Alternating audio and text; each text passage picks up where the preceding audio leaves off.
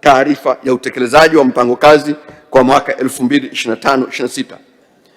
Mheshimiwa Mwenyekiti, katika mwaka wa fedha 2025/26 serikali ilikamilisha maandalizi ya dira ya taifa ya maendeleo na kuzinduliwa rasmi na Mheshimiwa Dr. Samia Suluhu Hassan, Rais wa Jamhuri ya Muungano wa Tanzania, tarehe 17 Julai 2025 jijini Dodoma.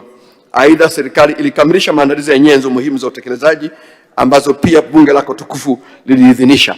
Nyenzo hizi ni mpango elekezi wa maendeleo ya muda mrefu, mpango wa 4 wa maendeleo ya miaka 5 wa taifa, mwongozo wa ufuatiliaji, tathmini, kujifunza na uwajibikaji, na 4 mpango wa maendeleo ya taifa wa mwaka 2026-27. Mheshimiwa Mwenyekiti, ili kuwezesha ufuatiliaji wa utekelezaji wa miradi ya maendeleo kwa wakati, Tume ya Taifa ya Mipango imeandaa mfumo wa kitaifa wa usimamizi wa mipango ya maendeleo, yani National Development Plans and Project Management Information System, ambao utawezesha upangaji, uchambuzi, ufuatiliaji na tathmini pamoja na ufungaji wa utekelezaji wa miradi kufanyika kidijitali. Mheshimiwa Mwenyekiti, nitumie nafasi hii kuwahimiza wizara, idara za serikali zinazojitegemea na mashirika na taasisi zote za umma kuwasilisha programu na miradi ya maendeleo kupitia mfumo huu. Kuanzia tarehe 1 Julai mwaka 2026, Tume ya Taifa ya Mipango haitapokea wala kuchakata taarifa zote za miradi ya maendeleo ambazo hazijapitia katika mfumo huo. Mheshimiwa Mwenyekiti, katika kujenga utamaduni wa kufanya maamuzi kwa kuzingatia ushahidi wa kisayansi, Tume ya Taifa ya Mipango imeandaa ajenda ya taifa ya utafiti, yani research agenda ya mwaka 2026-27 hadi 2030-31 kwa lengo la kutoa mwongozo wa taasisi za umma na binafsi katika kufanya utafiti utakaowezesha utekelezaji wa mipango ya maendeleo ya muda mfupi, muda wa kati na muda mrefu. Hali ya uwekezaji wa sekta binafsi. Mheshimiwa Mwenyekiti, kwa mujibu wa taarifa ya hali ya uwekezaji ya dunia ya UNCTAD ya mwaka 2025, yani World Investment Report 2025, Tanzania imeendelea kuimarisha utendaji wake wa mtiririko wa uwekezaji, ambao uwekezaji kutoka nje ulifikia dola za Kimarekani bilioni 1.72 mwaka 2024 ukilinganisha dola bilioni 1.34 mwaka 2023, sawa na ukuaji wa 28.3% katika kipindi hicho. Kwa mujibu wa taarifa hii, katika ukanda wa Afrika Mashariki, Tanzania ilishika nafasi ya 3 kwa kuvutia uwekezaji kutoka nje, ikiwa nyuma ya Ethiopia iliyovutia dola za Kimarekani bilioni 3.98, Uganda dola bilioni 3.31 na ikafuatia Tanzania ikiwa mbele ya Kenya, mbele ya Rwanda. Kwa jumla, taarifa inaonyesha kuwa Tanzania ni miongoni mwa nchi zenye ukuaji wa haraka uwekezaji barani Afrika, ikiwa imeshika nafasi ya 11 kwa ukubwa wa mitaji kutoka nje, yani foreign direct investment. Mheshimiwa Mwenyekiti, kwa ujumla katika kipindi cha miaka 5 iliyopita, kiwango cha halisi cha mitaji ya uwekezaji kutoka nje kimeongezeka kutoka dola za Kimarekani milioni 944 mwaka 2020 hadi kufikia dola za Kimarekani bilioni 1.72 mwaka 2024, ikiwa ni ongezeko la 45.1% katika kipindi hicho. Mheshimiwa Mwenyekiti, kwa kuzingatia taarifa ya uwekezaji wa mwaka 2023, sekta ambazo zinaongoza kwa uwekezaji kutoka nje ni madini, uzalishaji viwandani, fedha na bima, na habari na mawasiliano, ambazo kwa pamoja zinachangia 82.4% ya uwekezaji wote nchini katika kipindi hicho. Mheshimiwa Mwenyekiti, kwa upande wa usajili wa miradi ya uwekezaji, hadi mwezi Machi mwaka 2026, Mamlaka ya Uwekezaji na Maeneo Maalum ya Kiuchumi, yani TISEZA, ilisajili jumla ya miradi mipya 611 yenye thamani ya dola ya Kimarekani bilioni 6.2, ambao inatarajiwa kuzalisha ajira mpya 102,463. Aidha, kumekuwepo na miradi ya upanuzi 45 yenye thamani ya dola za Kimarekani milioni 586.12, ambayo inatarajia kuzalisha ajira mpya 9,472.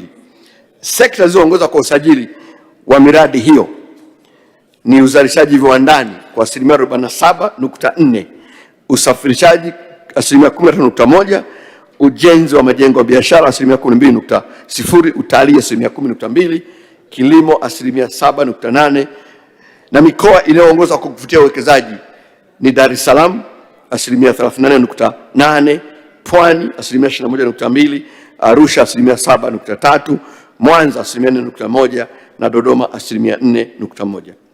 Mheshimiwa Mwenyekiti, Ofisi ya Rais Mpango na Uwekezaji imeendelea kuhamasisha na kuwezesha uwekezaji katika kanda maalum za kiuchumi, yani Special Economic Zones (SEZ), na hadi kufikia Machi 2026 jumla ya miradi 19 ilisajiliwa na kupewa leseni ya uendeshaji na uendelezaji. Miradi hii ina thamani ya dola za Kimarekani milioni 331.51 ambayo inategemea kuzalisha ajira 11,762 na mauzo ya nje yanayokadiriwa kufikia dola za Kimarekani milioni 885.23.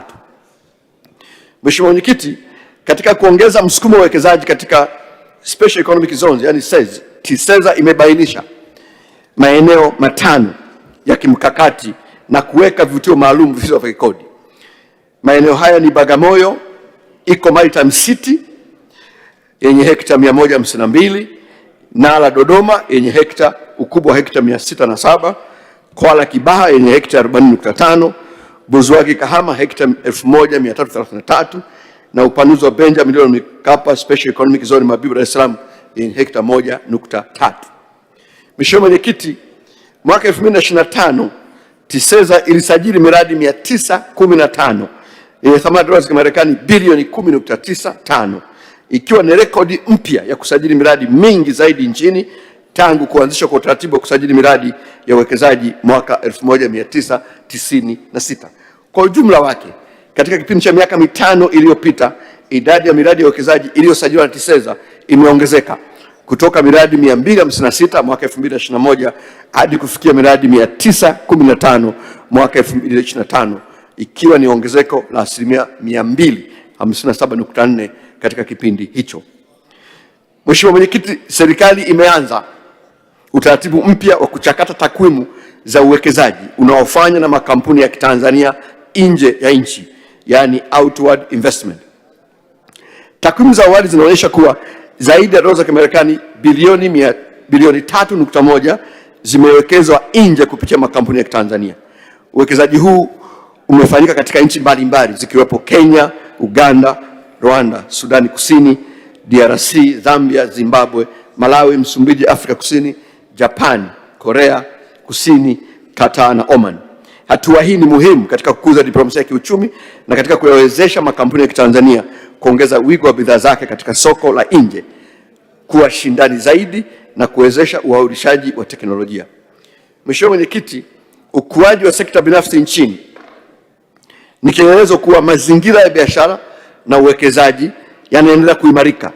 Hatuna budi kuwashukuru na kuwapongeza champions wetu wa uwekezaji nchini ambao wamekuwa chachu kubwa ya kuvutia wawekezaji. Hawa ni Mheshimiwa Dr. Samia Suluhu Hassan, Rais wa Jamhuri ya Muungano wa Tanzania, na Mheshimiwa Dr. Hussein Ali Mwinyi, Rais wa Zanzibar na Mwenyekiti wa Baraza la Mapinduzi. Pamoja na mafanikio yaliyopatikana, bado tuna fursa ya kukuza uwekezaji kwa kuendelea kuimarisha mazingira ya biashara na uwekezaji nchini. Mheshimiwa Mwenyekiti, katika kuendelea kuimarisha huduma kwa uwekezaji nchini, TISEZA imeendelea kuimarisha upatikanaji wa huduma katika kituo cha pamoja cha uwezeshaji wa uwekezaji, yani One Stop Facilitation Center. Pamoja na hatua zingine, Wizara ya Ardhi, Nyumba na Maendeleo ya Makazi imepandisha hadhi afisa wake katika kituo hiki kwa kumteua kamishna msaidizi wa ardhi mwenye hadhi sawa na kamishna wa ardhi wa mkoa, ambaye pamoja na mamlaka mengine atakuwa na mamlaka kamili ya kutoa hati ya umiliki wa ardhi na hivyo kupunguza usumbufu kwa wawekezaji. Mheshimiwa Mwenyekiti, katika kuongeza wigo wa utoaji wa huduma kwa wawekezaji, serikali imeandaa mwongozo wa watoa huduma kwa wawekezaji, yani Investors Service Provider. Mwongozo huu umeweka vigezo na masharti kwa mtoa huduma. Hadi sasa zaidi ya watoa huduma 100 wamesajiliwa na kupata mafunzo ya namna ya kuwezesha uwekezaji na kutangaza fursa mbalimbali za uwekezaji zilizopo nchini. Orodha ya watoa huduma hawa itawekwa kwenye tovuti na matangazo mbalimbali kwa ajili ya kuongeza uwazi na uwanda mpana kwa wawekezaji katika kuwachagua watoa huduma hao. Mheshimiwa Mwenyekiti, katika kuwezesha vijana na wawekezaji wenye mitaji midogo, TISEZA ilizindua kituo cha usaidizi wa upatikanaji wa vifaa na bidhaa na mauzo ya nje mwezi Machi 2026 katika ofisi zilizopo Benjamin Mkapa Special Economic Zone Mabibo. Kituo hiki kimeanzishwa kwa ushirikiano kati ya TISEZA na kampuni ya Nexa International Center kituo hiki kinatoa huduma maalum kwa kipaumbele kwa wawekezaji wenye mitaji midogo na vijana, pamoja na wawekezaji wanaohitaji msaada katika kukuza shughuli zao za biashara na uwekezaji. Aidha, kituo kinalenga kuwezesha upatikanaji wa mitaji, masoko ya nje kwa bidhaa zinazozalishwa nchini, kurahisisha usafirishaji wa mizigo kuingia na kutoka nchini, pamoja na kuwezesha upatikanaji wa malighafi, mashine na vifaa muhimu kutoka kwa vyanzo sahihi.